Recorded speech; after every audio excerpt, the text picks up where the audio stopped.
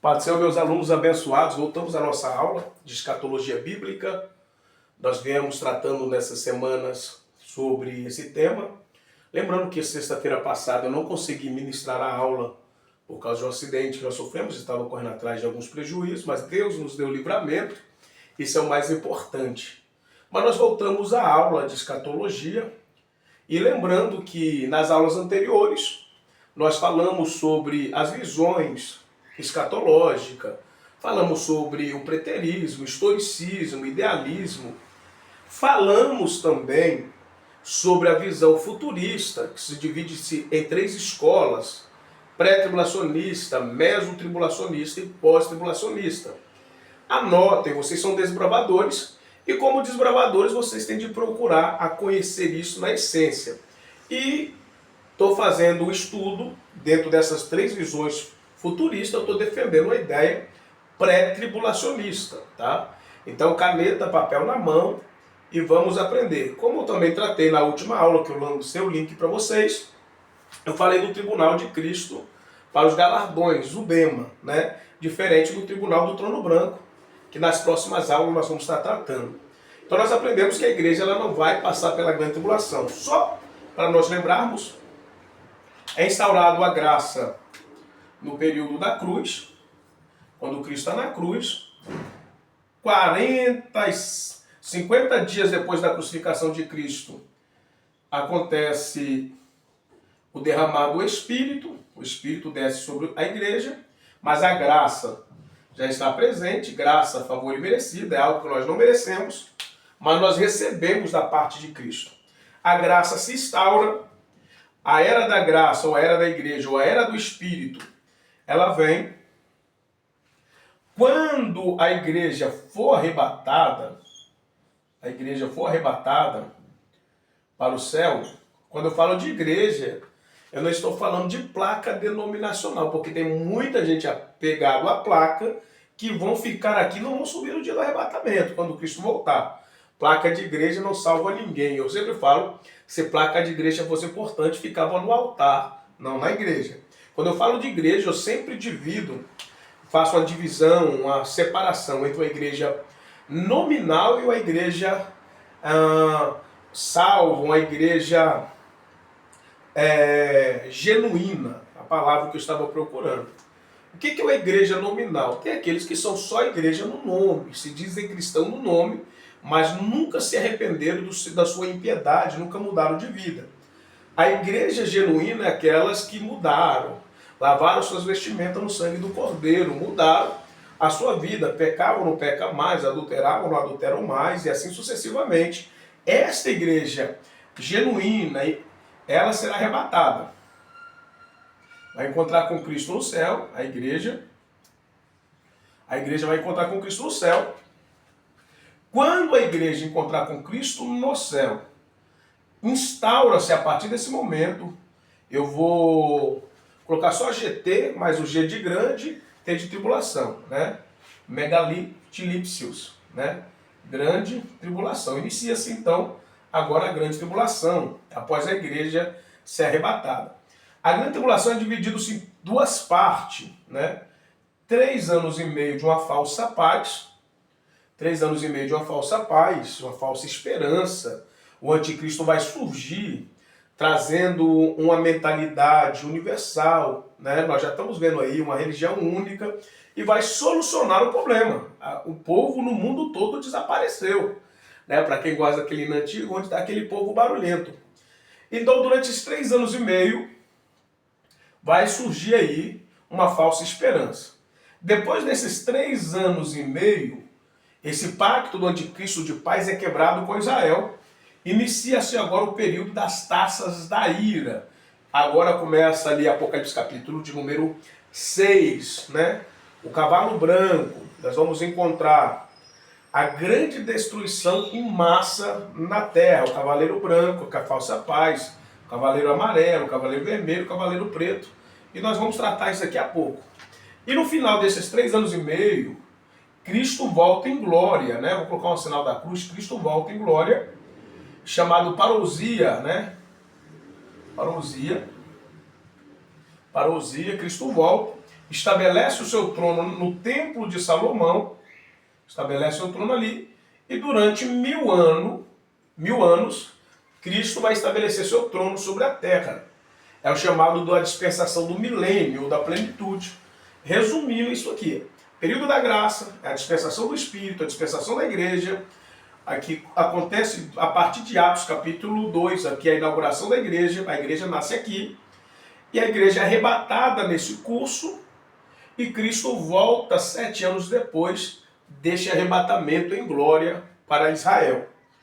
Tendo em vista isso, nós vamos começar a trabalhar dentro dessa temática. Caneta, papel na mão, vocês são desbravadores, né? E como desbravadores, vocês anotam, pesquisam, estudem, para que vocês possam pegar um certificado aí de conclusão. Vamos lá. Então nós estamos estudando escatologia, a doutrina das últimas coisas, falando sobre a grande tribulação, e nós entendemos que a igreja ela não passa pela grande tribulação, né? Já tratei sobre isso, fiz uma apologética sobre isso, e agora nós vamos falar sobre o anticristo e o número da besta, né? Vou pegar minha Bíblia aqui, Apocalipse capítulo de número 5. Deixa eu pegar para que nós possamos entender isso. Apocalipse capítulo 6, melhor dizendo. Gente, depois vocês vão lá no privado, lá no meu WhatsApp, aos alunos, e me chamam lá, tá? Vamos lá. Então, capítulo, para nós recordarmos aqui. Capítulo de Apocalipse, verso 19, até vou ler para vocês, não estava no script, mas deixa eu ler para vocês. Verso 19 vai dizer assim: escreve as coisas que tu tem visto, as coisas que são e as coisas que hão de acontecer. Existem 3 tempos aqui, ó. As coisas que tu tem visto, passado. As coisas que são, presente. As coisas que em breve hão de acontecer, ou as coisas que hão de acontecer.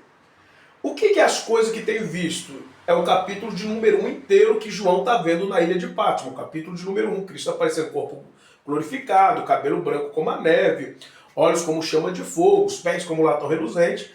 É isso que ele está vendo, passado. As coisas que são, fala da dispensação das 7 igrejas, o período das 7 igrejas.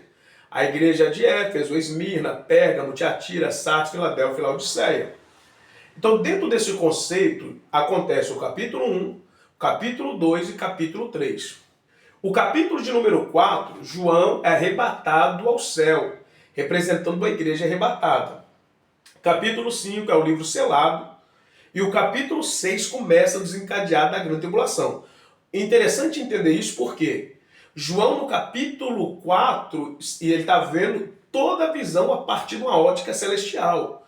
João está arrebatado aos céus e ele começa a ter essas visões. Então, entre linhas, para vocês possam entender, o capítulo 1 já aconteceu, capítulo 2 já aconteceu, capítulo 3 e 4, no sentido ali de João, no tempo ele viu, foi arrebatado, aconteceram.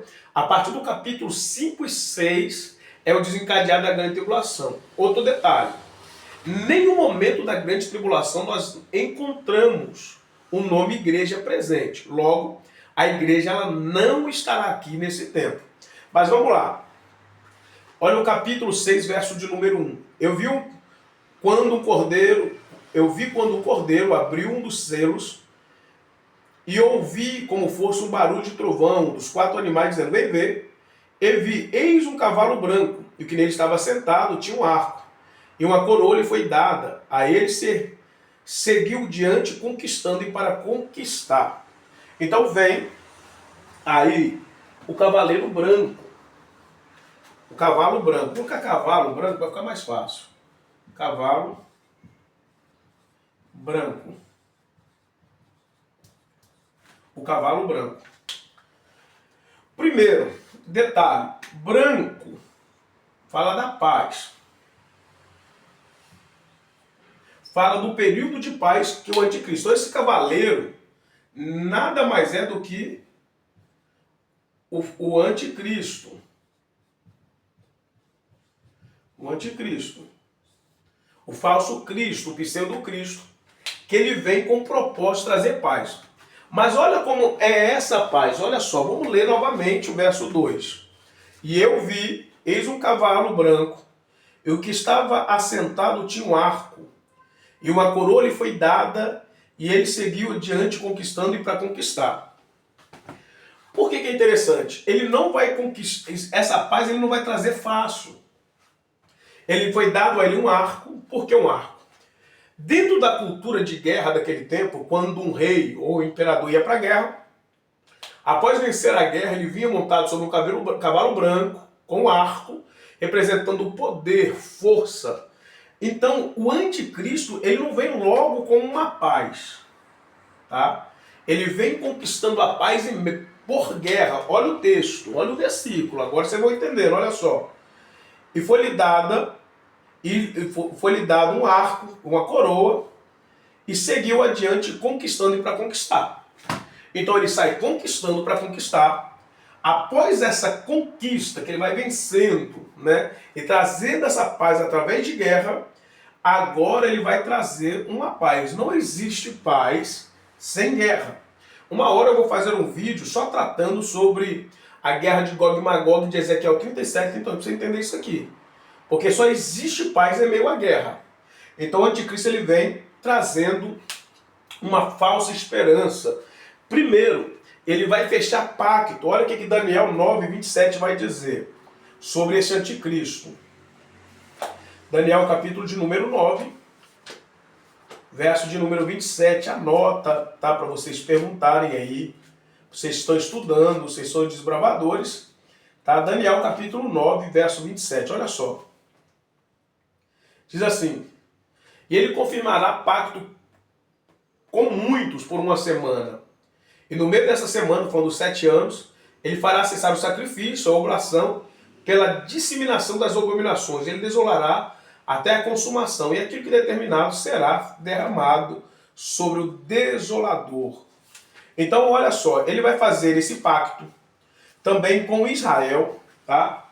Com Israel. E o Tratado da Grande Tribulação, a nação de Israel, lógico, é uma crise mundial, ao ponto que a terça parte da terra, você vai ver vários versículos falando sobre isso. Então não é somente um cenário israelita, é toda a terra que está sofrendo pela grande tribulação. Mas essa paz principal, o anticristo vai fazer com a nação de Israel. Israel vai trazer essa paz. Então durante 3 anos e meio está tudo em paz. Só que no final desses 3 anos e meio, o templo, né? O templo de Salomão vai ser erguido novamente, né? O templo de Deus, né? Feito por Salomão, agora reconstruído. O templo ele vai ser reconstruído. Vai voltar o culto, o sacrifício, nesse período de 3 anos e meio. Quando o anticristo quebrar o pacto, para quem já estudou sobre o período ali interbíblico, quando Epifânio Antíoco sacrifica no templo, que vai ter a revolta dos Macabeus, eles sacrificam a porca diante do Santo dos Santos a Zeus. O anticristo vai fazer algo semelhante. Ele vai estabelecer um culto, provavelmente a imagem dele, o busto dele, dentro do Santo dos Santos. E esse pacto vai ser quebrado. E quando esse pacto é quebrado, surge-se o segundo período. E qual é o segundo período? Olha o verso a seguir, o verso 3.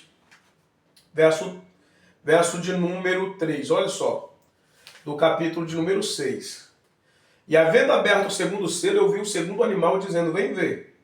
E saiu outro cavalo, que era amarelo, que era vermelho, e o que nele se assentava foi-lhe dado o poder de tirar a paz da terra. Ó, tinha paz, agora já não tem mais. Veio tirar a paz da terra, e que se matasse uns aos outros, lhe foi dado uma grande espada. Isso aqui é interessante. O cavalo vermelho,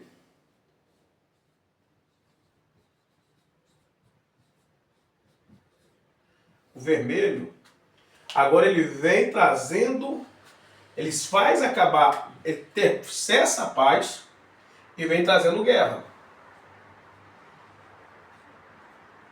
Vem trazendo guerra. Por que é importante entender isso? A sequência. Cessa-se a paz, surge a guerra. Então agora vai ter espada, é lógico. Quando falam de espada, João está falando a linguagem do seu tempo.